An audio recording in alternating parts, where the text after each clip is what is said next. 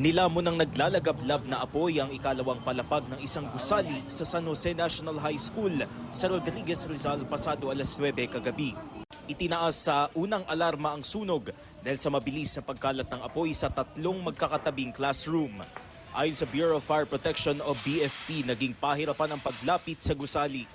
Medyo masikip lang talaga yung papasok ng school mismo kasi hindi may pasok yung truck.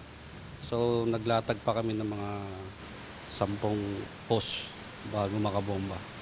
Dahil sa sikip ng daanan, umikot pa ang ilang truck ng bumbero sa oval ng paaralan para makalapit sa gusali. Dakong alas 10 na nang maapula ang apoy. Iniimbestigahan pa ng BFP ang sanhi nito at halaga ng mga natupok na gamit. Pero ayon sa pamunuan ng paaralan, ang espekulasyon namin, maaaring kuryente. Kasi maghapon talaga, mula umaga hanggang gabi, ay may gumagamit ng kuryente. Madaming electric pan sa room dahil maraming bata. dahil sa sunog namomroblema sila dahil nabawasan pa ang mga classroom na ginagamit ng mga estudyante.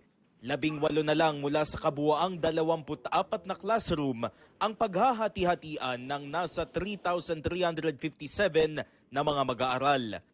Mag-iisip kami ng paraan, siguro mag-a-alternate ng modular, yung ADM, Alternative Delivery Mode.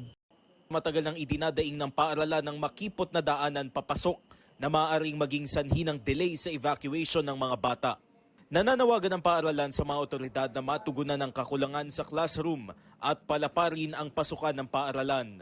Gabriel Gonzalez, Nakatutok, 24 Oras.